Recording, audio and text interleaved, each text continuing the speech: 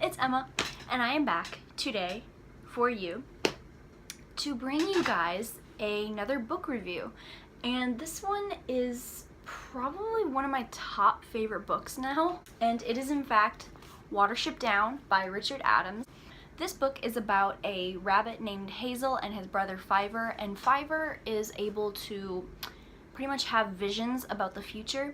And so Fiver has a vision that their warren or their home is about to be invaded or is doomed by some unseen evil, and Fiver tells Hazel, we need to leave, we need to take as many people or as many rabbits as we can, and we need to leave and find a new home.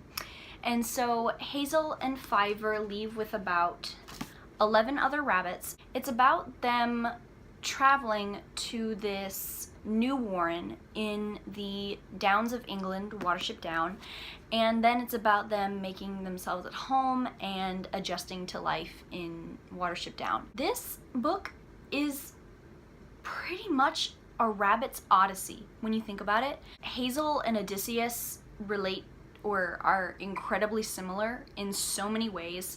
For example, Hazel and Odysseus are incredibly cunning. They both know how to use tricks, and their smarts and their wits, and they're both leaders, and they both lead a troop of their comrades to their goal. Odysseus is being Penelope/Ithaca, and then Hazel's being Watership Down. Now, what I really loved about this book was the use of the rabbits' languages. For example, Lapine language, which is rabbits' language.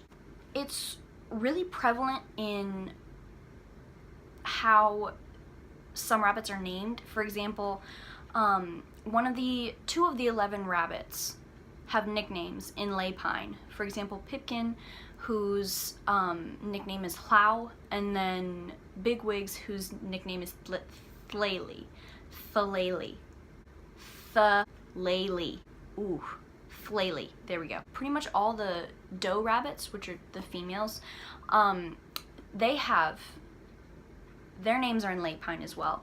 For example, Hyzenthlay or Nildrohane, like stuff like that. And I just thought it was really cool. Also, they would incorporate like little bits and pieces of Lapine into their dialogue, which made it a lot more relatable because, you know, it's their native language. They're gonna obviously talk the way we can understand them, but they're obviously gonna talk with their native language as well, which I thought was a really nice touch. And also there's a glossary in the back, which is incredibly helpful. It's just also got a lot of regular words that a lot of the rabbits use, and I just thought that was incredibly helpful because by the end, I don't know about y'all, but I could speak rabbit pretty much.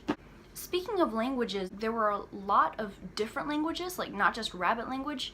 You could see the difference in between bird language, rats and mice, and humans as well. In order to talk to like mice and rats, the rabbits would dumb down their speech a little bit. For example, they would cut out the articles, they would just like get to the point. It's almost like note-taking, only that's how you speak to a person. So it's almost indicating like the mice and the rats are inferior to the rabbits regarding the dumbed down type of speech.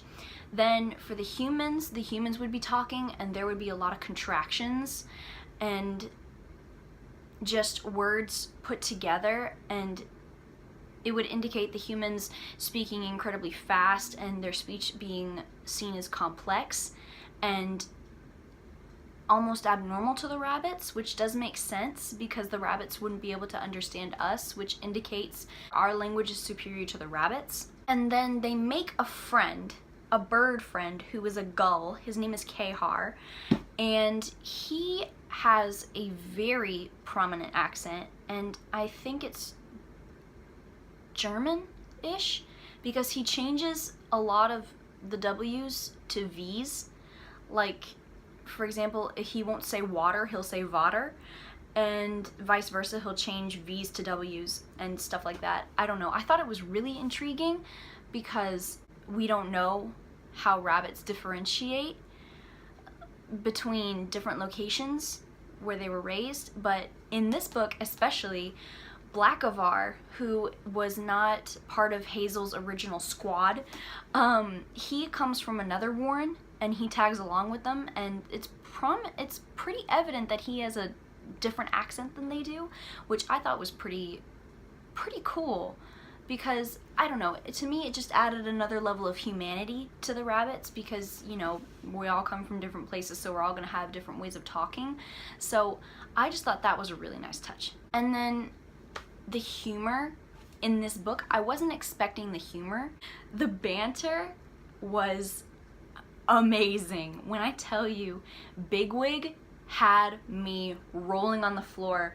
This rabbit had so much sass. I have a new favorite insult because of him, and it's on page 109.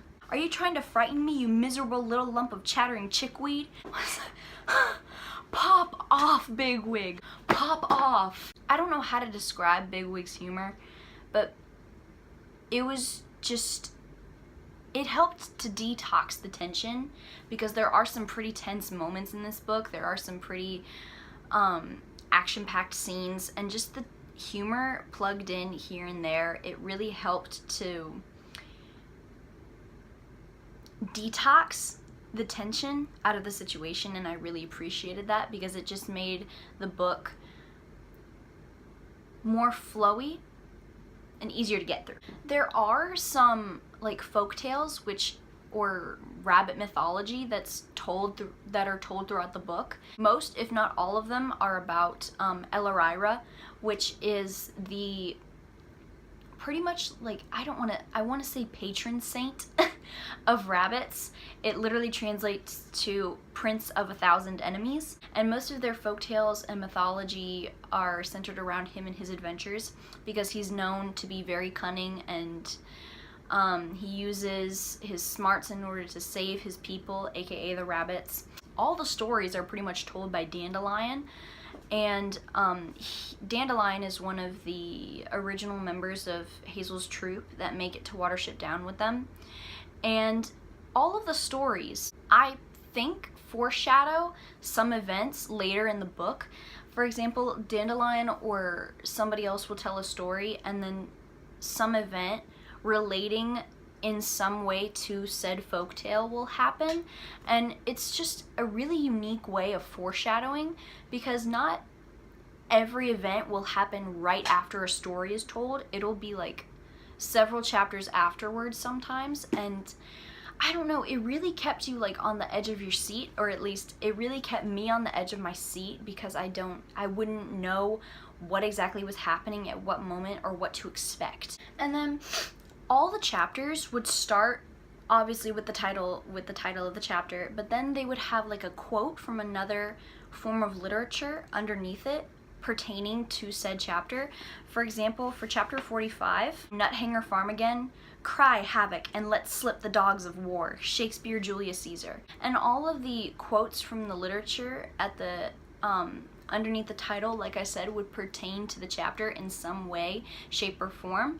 For example, the let loose the dogs of war. Hazel and his friends have to use a dog in order to drive enemies away, which I thought was just, it's the same thing with the stories. I think it's a really clever twist on foreshadowing, because you normally don't see that a lot in books, or at least I haven't. I just think that's a really cool way to keep people guessing. And then there's an epilogue to this book. I didn't know that at all.